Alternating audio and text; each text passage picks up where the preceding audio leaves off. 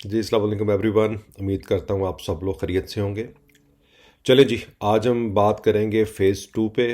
As 25 से 40 के दरमियान। One disclaimer, what ever I am sharing with you, ये मेरे अपने नॉलेज, एक्सपीरियंस और रिसर्च के मुताबिक है। मैं किसी को बाइंग रिकमेंड नहीं कर रहा, ठीक है। डोंट थिंक अबाउट इट कि मैं आपको कह रहा हूँ ये लाजमी बाय करो। नो, आप जिस भी कंट्री में हो, आप अपने लोकल फाइनेंशियल एडवाइज़र्स के साथ डिस्कस करें और अगर ये प्लान आपको सूट करेगा तब इस पे अमल दरामद कीजिएगा। वो बेशक स्टॉक हो, बेशक क्रिप्टो हो या कुछ भी हो, ठीक है। मैं जो शेयर कर रहा हूँ मे बी सूट मी। अगर आपको सूट करता है गुड, नहीं करता तो आप प्लीज़ इसको डिस्कस कर लीजिएगा अपने फाइनेंशियल एडवाइजर्स के साथ। तो आज हमारा जो सेकंड फेज़ है वो 25 टू 40 ईयर्स के दरमियान है। तो काफ़ी इम्पॉर्टेंट है, ज़रा इसको अब ध्यान से समझना, ठीक है। क्योंकि ये वो चीज़ें होती हैं जो बार बार आप I am not able to tell you, आपको एक दफ़ा देखना है। और अगर इसमें कुछ क्वेश्चन हो, अगर मैं आंसर कर सकूं या आपका फाइनेंशियल एडवाइज़र आंसर कर सके, फील फ्री टू आस्क।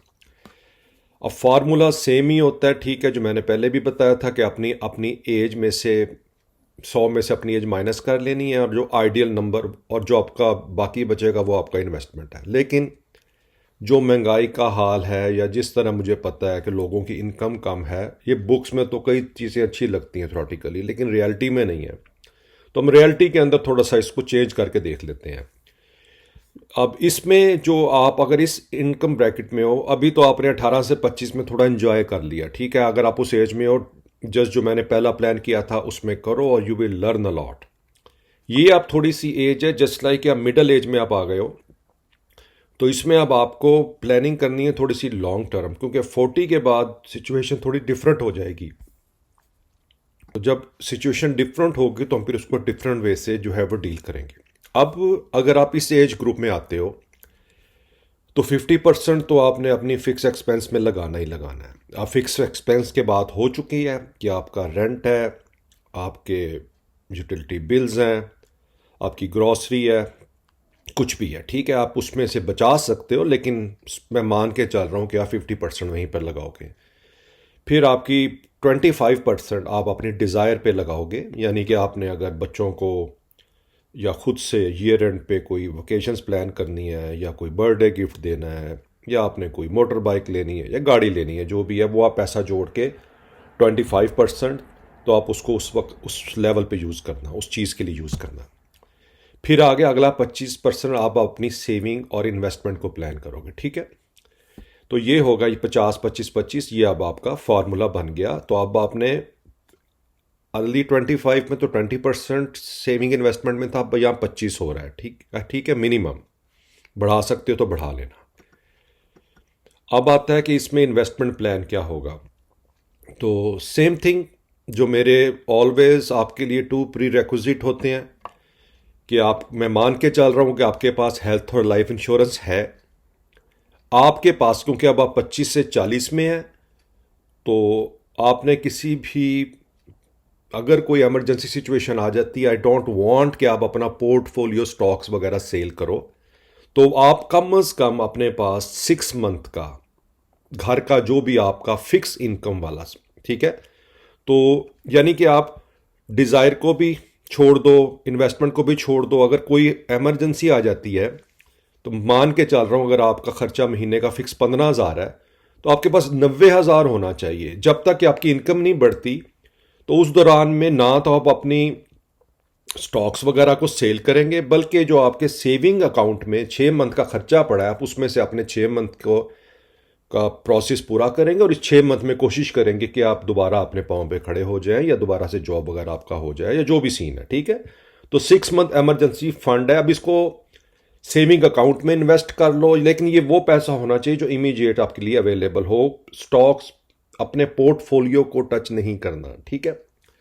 अब जब इसमें आना है आपने, क्योंकि पाकिस्तान और ऐसे अदर सिस्टम, इंडिया में तो ये नहीं है, उनका तो पीएफए चल रहा है। पेंशन जो है वो बहुत इश्यू बन रहा है, अगर तो आप गवर्नमेंट सेक्टर में नहीं हो और मेजोरिटी नहीं भी है, तो आपको भैया अपनी पेंशन खुद ही प्लान करनी पड़ेगी, ठीक है। तो पहले मुझे इसका आइडिया नहीं था, लेकिन जब मैंने फर्दर रिसर्च की तो देखा मैंने कि जितने मेजॉरिटी लोग जो प्राइवेट सेक्टर्स में जॉब कर रहे हैं, कुछ लोगों ने मुझसे कांटेक्ट भी किया, सारी उम्र काम की पर they could not make it. और मुझे दुख हुआ कईयों को देख के कि उन्होंने अपनी सारी सेविंग अपने बच्चों पे लगा दी, और एंड पे जब रिटायर हुए तो उन बच्चों ने उनको साथ वो किया कि आई कैंट से हियर, बस ये कि रब हदायत दे सबको। तो आप बहरहाल प्लान करें, आप 20% पेंशन फंड के अंदर इन्वेस्ट कर लें। मैंने ऑलरेडी प्रीवियस वीडियो में बताया डिफरेंट पेंशन फंड है, लेकिन जो भी पेंशन फंड में आप इन्वेस्ट करें, अब 60 साल की एज तक, ये 25 से आप स्टार्ट कर रहे हैं, ठीक है, या इस जिस भी एज में है 25 से 40 के दरमियान में, अब जिस एज में इसको स्टार्ट कर लें, 20% ऑफ योर इन्वेस्टमेंट इनकम। अब 20% वो है कि फ़र्ज़ करें कि अगर आपने इसमें जो आधा रखा हुआ है 7,500 में, उसके मुताबिक ही कह रहा हूँ, 7,500 का 20%, तो आप 7,500 मान के चलें। ये मस्ट नहीं है, ये एक रफ नंबर है। आपकी जो भी सैलरी, आप काइंडली उसी लिहाज से एडजस्ट कर लेना इसको। 20% पेंशन फंड में, म्यूचुअल फंड आपने 35% लेने हैं। कौन से लेने हैं मैं आपको सजेस्ट करूंगा जो मेरे मुताबिक हैं, बाकी आप अपने फाइनेंशियल एडवाइजर से डिस्कस कर लीजिएगा। डोमेस्टिक स्टॉक्स प्लस ईटीएफ, आप यानी पीएसएक्स में अगर इन्वेस्ट करना है तो 15%। और अब अगर आप इन्वेस्टमेंट कर सकते हैं इंटरनेशनल स्टॉक्स में, तो मेरी वहाँ रिकमेंडेशन होगी 15% वहाँ भी डालें। अगर इंटरनेशनल की ऑप्शन नहीं है, सर्वाप के थ्रू आप नहीं ऑपरेट कर पा रहे, तो फिर आप अपने एडजस्टमेंट कर लीजिएगा कि 5% से बढ़ा के म्यूचुअल फंड को 40 कर दीजिएगा, और यहाँ पर आप अपने डोमेस्टिक को 25 कर दीजिएगा, यानी इस 15 को आप ख़त्म कर देना अगर आप नहीं कर पाएंगे। अगर आप कर पाएँ तो ग्रेट। फिर गोल्ड सिल्वर इन दोनों में आपने बाइंग करनी है। इनके जो भी ऑप्शंस हैं मैंने लास्ट टाइम भी बताया था आपको पिछले में, तो उसको देख लीजिएगा एज इट इज़। और क्रिप्टो को आप अपने यहाँ 5% करना है, क्योंकि क्रिप्टो जो ऐसा एसेट है जो फ़िलहाल रिस्की माना जाता है, बहुत अच्छी रिटर्न भी देता है और सब कुछ ले भी जाता है, तो आपने सेफ खेलना है। 5% पोर्टफोलियो ऊपर नीचे हो भी जाएगा तो कोई क़यामत नहीं आएगी, इंस्टेंट के क्रिप्टो ज़ीरो हो जाए तो वो अलहदा बात है, वो तो हो नहीं सकता। तो 5% मान के ये चलते हैं। तो ये मेरी आपको रिकमेंडेशन है। तो ये हो गया ऑलमोस्ट 55, 85, 95 और 100, ठीक है। अब पेंशन फंड हो गया। म्यूचुअल फंड में एक्चुअली हमारे यूएसए में तो 3 तरह का ऑप्शन चलती है, इवन इंडिया में भी और कई और कंट्रीज़ में, कि large cap, mid cap, small cap. मैं एक एग्जांपल दे रहा हूँ, नॉट एग्जैक्ट लाइक दैट, मिसाल देता हूँ कि लार्ज कैप बोला जाता है कि टॉप 50, टॉप 100, टॉप 500 कंपनीज हो जाती है, या उनका वैल्यू भी देखी जाती है, उनका कंपनी का साइज़ भी देखा जाता है। जैसे इंडिया में निफ्टी 50 है, ठीक है। और इस तरह मैं पाकिस्तान में मान के चलता हूँ शायद KSE 30 जो है, मे बी वो इस कैटेगरी में आती है। बहरहाल आपको पता लग गया जो साइज़ होता है कंपनी वाइज, और उसका जैसे एप्पल है, माइक्रोसॉफ्ट है और नवीडिया है, ये ट्रिलियंस डॉलर्स कंपनीज में आती हैं, तो उनको हम लार्ज कैप में मानते हैं। फिर उसके नीचे यानी कि अगर सपोज टॉप 50 के बाद जो सेकंड कैटेगरी आएगी, मैं उसको 51 से स्टार्ट कर लेता हूँ, वो 51 से 150 जा सकती हैं, 250 जा सकती हैं, जो भी रेशो होगी, तो वो एक मिड कैप भी होता है। और फिर स्मॉल लेवल की जो होती हैं, जो लीस्ट पे जाती हैं, वो फिर स्मॉल कैप में आ जाती हैं। जैसे यूएसए के अंदर तो यानी कि मिड कैप की कंपनियां को 2000 के करीब भी हैं, 2500 भी, जैसे रसल 2000 है उसके अंदर 2000 कंपनीज जी हैं। तो I am sure same with thing with that. तो ये एक आइडिया है, मे बी ये पाकिस्तान में एज इट इज़ एप्लीकेबल नहीं होता, लेकिन इंटरनेशनल लेवल पे यह चलता है। तो you always think about it कि जो मैंने म्यूचुअल फंड्स लेने हैं, मैं एटलीस्ट तीन लेके ही चलूँगा, यानी कि large cap mutual fund, mid cap और स्मॉल कैप, ठीक है। आप पाकिस्तान में कंसिडर कर लें, आपके पास KSE 100 है, उसका म्यूचुअल फंड जो होंगे, और फिर KSE 30 है, उसका म्यूचुअल फंड जो होंगे, और वो आप इस कैटेगरी में ले सकते हैं, ठीक है। तो आई एम श्योर ये पॉइंट आपको यू गॉट इट। फर्दर आप ये है कि हर बैंक्स जो भी म्यूचुअल फंड सेल करता है, आप उन बैंक्स में विजिट कर सकते हैं और बता सकते हैं कि जी आप, अगर मैं इस सेंस में आता हूँ कि मुझे लार्ज, मिड और स्मॉल में इन्वेस्ट करना है म्यूचुअल फंड्स में, तो आप मुझे क्या रिकमेंड करते हैं। तो आई एम श्योर वो आपके लोकल के मुताबिक आपको सजेस्ट कर देंगे। अब जो मैंने इस दौरान में, जो मेरे लिहाज से अगर मैं आपकी जगह हूं, तो मैं इन स्टॉक्स में अपना पोर्टफोलियो बिल्ड करूं एज 25 में, ठीक है। अब उसमें जो हो सकता है वो अ, ये मैंने ऑप्शन में रखा है हपको और पीएसओ। ठीक है, अच्छे हैं, लेकिन मैं इनको अभी मान के नहीं चल रहा। मैं इनको 11 और 12 प्लेस दूंगा। मैं मान के चल रहा हूँ कि Miller tractor, HBL, lucky cement, Engro ये भी चेंज हो गया, ENGROH हो गया, PPL, अटिक रिफाइनरी, निशात मिल, फौजी फर्टिलाइज़र, मारी पेट्रोलियम और अटलिस बैटरी और एक्साइड बैटरी में से कोई एक। मेरे आई थिंक कि ये वो अच्छे स्टॉक्स होंगे। और अगर आपने फर्दर ऐड करना है तो आप हपको और पीएसओ को भी देख सकते हैं। तो अगर इनमें ट्रेडिंग नहीं करनी है, ठीक है, ये आप हम 25 से 40 में जा रहे हैं तो हम लॉन्ग टर्म को मान रहे हैं, तो एटलीस्ट हम तब तक इसके अंदर बाइंग करेंगे जब तक ये एटलीस्ट एक एक हज़ार की क्वांटिटी हमारे पास ना हो जाए। अब वो जिसमें भी टाइम लगे, अगर आप हर महीने ये 1000 को डिवाइड कर दें 60 में, यानी कि 5 साल में, तो देखो कि 5 साल में अब हर महीने कितने स्टॉक लो तो आपको 1000 स्टॉक मिनिमम बन जाए। ये एक फार्मूला जेन में है मेरे। तो लेकिन यह है कि ये फॉर मी इसमें मैंने ऑलमोस्ट सारे सेक्टर कवर करने की ट्राई की है। तो I think that's the right option. और प्लस आप 2 ETF लेके चल लो अपने साथ, UBL का और महाना का। ठीक है, क्योंकि महाना और मिज़ान ऑलमोस्ट सिमिलर ही चल रहा है, तो मैं इनमें से एक हो सकता है। 12 UBL थोड़ा डिफरेंट है, इसलिए मैंने बोला कि एटलीस्ट 2 ETF लेके चल लो। और ये वो टॉप 10 स्टॉक्स हैं जो मेरे ख्याल में बेहतर रहेंगे अगर आपके पोर्टफोलियो में हो लॉन्ग टर्म। ठीक है, डिविडेंड भी देंगे और ग्रोथ भी है। उसके बाद अगर आप और म्यूचुअल फंड जो होंगे मेरे ख्याल से वो UBL स्टॉक फंड है, USF, ये मिज़ान का जो मैंने बोला था कि 30 वाला है, KMIF, और ये अलमिज़ान का म्यूचुअल फंड है KSE 100 के लिए। तो ये 3 म्यूचुअल फंड हैं जो मेरे ख्याल से ये प्रिटी सिमिल। इसमें ये कि क्योंकि मिज़ान के पास ज़्यादा मेरे ख्याल इस्लामिक होते हैं, तो UBL जो है वो हर तरह की ट्रेडिंग करता है। तो आई थिंक अगर आपने 2 लेके चलना है तो मेरे ख्याल से अब UBL का USF और KSE मिज़ान इंडेक्स KM को 30 जो है ये 2 लेके चल लें। 3 ले सकते हैं, ज़रूरत नहीं है, ये 2 बहुत है। फिर आ जाता है कि आपका इंटरनेशनल प्लान। अब इंटरनेशनल प्लान जब बनाया जाता है तो हम 3 कैटेगरी बनाते हैं। ठीक है, हम अगर मुझे टॉप 10 बनाने होते हैं तो मैं ग्रोथ, डिविडेंड और स्टेबिलिटी तीनों देखता हूं, क्योंकि मुझे पोर्टफोलियो लॉन्ग वे चलाना है। अगर मैं इस प्लान पे अमल करूं तो मुझे ग्रोथ फंड, अगर मैं ग्रोथ स्टॉक 3 बाय करूंगा तो अमेजॉन, माइक्रोसॉफ्ट और गूगल, ये 3 मैं बाय करूंगा ग्रोथ को लेके, क्योंकि मेरी मनी बड़ी तेजी से ऊपर जाएगी। अगर मुझे डिविडेंड चाहिए, पे ओवर साथ साथ चाहिए, तो मैं Johnson and Johnson, Procter and Gamble and Coca Cola, ये 3 बाय करूंगा। ये मुझे डिविडेंड देंगे, जैसे मेरे पास ज़्यादा स्टॉक बढ़ते जाएंगे मैं डिविडेंड लेता जाऊंगा। फिर ये है कि मैं चाहता हूँ ज़्यादा मूवमेंट ना हो, एक स्टेबल रहे, तो वो मैं 3 लूँगा, 4 लूँगा उसमें, visa card, master card, Walmart और 3M। ये 10 स्टॉक्स मैं अपने पोर्टफोलियो इंटरनेशनल में रखूंगा फॉर द लॉन्ग रन। आप इसके बारे में किसी भी याहू फाइनेंस की साइट पे जाके इस साइन को दे दीजिएगा और इसके बारे में फर्दर स्टडी कर लीजिएगा। बहरहाल ये टॉप स्टॉक्स होंगे जो अभी मैं ETF यहाँ पर ऐड नहीं कर रहा, क्योंकि वी कैन ऑल्सो बाय, मैं बहरहाल नेक्स्ट में बता दूंगा। उस इंटरनेट ETF में भी ऑप्शंस कई हैं, तो लेकिन यह है कि ये मिनिमम स्टॉक्स तो होने चाहिए। बाकी ETF मैं 2 ऐड कर दूंगा नेक्स्ट टाइम में। ठीक है, मुझे था कि 40 के बाद हम ETF में एंटर हो इंटरनेशनल लेवल पे। फिर अगर आप क्रिप्टो में आते हैं तो ये अगर मेरे पास ऑप्शन हो तो सबसे पहले मैं सिर्फ बिटकॉइन में इन्वेस्ट करूं।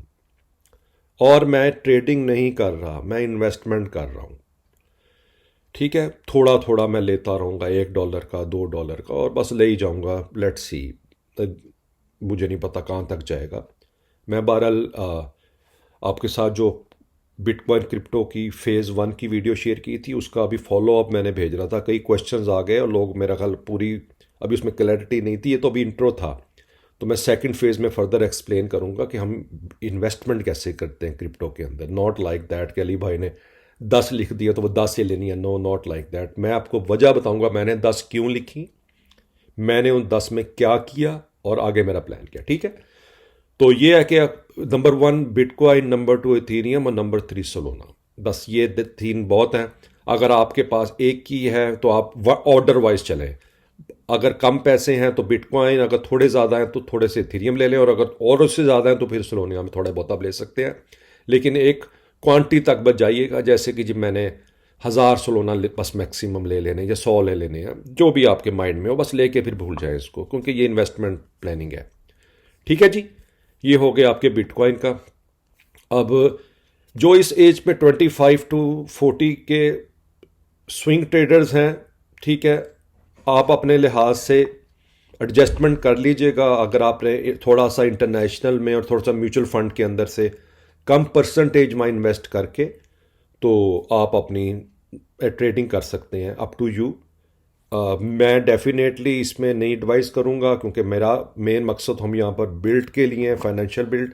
हाँ, मैंने भी जैसे एक स्मॉल पोर्शन रखा हुआ है इन्वेस्टमेंट के लिए, जिसके लिए मैं मंडे मॉर्निंग को नॉर्मली आपको भी बताता हूँ कि मैं इनमें ट्रेडिंग करूँगा इस वीक। तो आप भी एक स्मॉल पोर्शन रख के कर सकते हैं। मेरी वीडियो को फॉलो करना आपकी मर्ज़ी है, अगर वरना आप किसी भी ब्रोकर सब ब्रोकर का, आई मीन हज़ारों बैठे हुए हैं यहाँ पर इस वक्त अपनी ट्रेडिंग कॉल्स दे रहे हैं, तो आप किसी भी ब्रोकर के पास जो है वो उनका व्हाट्सएप ज्वाइन करके तो आप उनकी कॉल पे भी फॉलो अप कर सकते हैं। ठीक है, तो ये है डे ट्रेडिंग वॉल्यूम के लिए। अब कुछ आपके क्वेश्चंस हैं जी। थैंक यू अली भाई, it's a very informative video. आप प्लीज़ इंटरनेशनल ईटीएफ के बारे में भी वीडियो बनाएं और अपनी वीकली इंटरनेशनल ट्रेड भी शेयर किया करें, ताकि हमें भी आइडिया हो जाए। यार मैंने की थी लास्ट टाइम भी, और इंशाल्लाह ताला आगे भी जो मेरी अब मंडे की वीडियो होगी, जो मेरी पीएसएक्स की कॉल होंगी, जो मैं सोचूंगा कि मैंने ट्रेड करूं और इंटरनेशनल में आपके साथ शेयर करूंगा। हाँ, इंटरनेशनल ईटीएफ को मैंने अभी ऐड नहीं किया, वो मैंने बेसिकली 40 ईयर्स और अबव के लिए रखी हुई है, क्योंकि वो थोड़ी सी स्लो मूव करती है। तो वो मेरी नेक्स्ट जो हमारी 40 ईयर्स और ऊपर वाले इन्वेस्टर्स हैं उनके लिए जो मैं ईटीएफ सजेस्ट करूंगा इंटरनेशनल, आप उसमें देख लीजिएगा। ठीक है, thank you very much. Okay, is it worth it to invest in Pakistan PSX or mutual funds as compared to US and UAE stock? As someone living in US or GCC countries, as Pakistani rupees depreciate almost on monthly basis, does PSX or mutual funds will beat inflation? Please give or plus give good profit. देखो यार, इस ना question के 3 angle हो सकते हैं। ठीक है, अब जैसे मुझे देखो, आप, मुझे नहीं पता आप किस कंट्री में हो, ठीक है, आपका EL मेस्ट्रो है। मुझे मेरे पेरेंट्स ने बताया था कि जिस कैपेसिटी में भी अपने मुल्क के लिए कुछ कर सकते हो वो करते रहना। ठीक है, अब मेरी कैपेसिटी क्या है, या तो मैं आपके साथ थ्रू यूट्यूब अपना एक्सपीरियंस शेयर कर सकता हूँ, या मैं पाकिस्तान के अंदर इन्वेस्टमेंट कर सकता हूँ with the help of that. ठीक है, तो ये मेरा विजन है कि अगर मैंने अटैच रहना है अपनी कंट्रीज़ के साथ और उसके लिए कुछ करना है किसी भी कैपेसिटी में, और जिसमें मैं एज अ बिजनेसमैन अर्न भी करूँ, तो this will be one option. Second option आ जाती है कि आपका रिटायरमेंट प्लान कहाँ पर होगा। अगर तो आपने पाकिस्तान में रिटायर होना है, तो रिटायरमेंट के बाद जितनी भी मनी हो, still you need to do something. या तो आपको किताब लिखो, या आप कोई स्टोर बना लोगे। अगर वो नहीं कर पा रहे तो एटलीस्ट आपके पास स्टॉक मार्केट लेवल का एक्सपीरियंस तो हो, तो आके आप ये कि आपका टाइम गुजरता रहे रिटायरमेंट के बाद। ठीक है ना। और तीसरी चीज़ जो आ जाती है ये 2 के बाद, ठीक है, आई थिंक ये रिटायरमेंट हो गया, ये हो गया। तीसरी चीज़ आ जाती है कि आप का ट्रस्ट लेवल क्या है आपकी मार्केट के ऊपर, जब आप कंपेयर करते हो इंटरनेशनल मार्केट्स। पाकिस्तान की जो स्टॉक मार्केट है, अगर मैं कंपैरिजन करूं, तो I know not that stable, लेकिन इसकी जो प्राइस वैल्यू है वो अभी भी चीप है कंपैरेटिवली टू अदर मार्केट्स।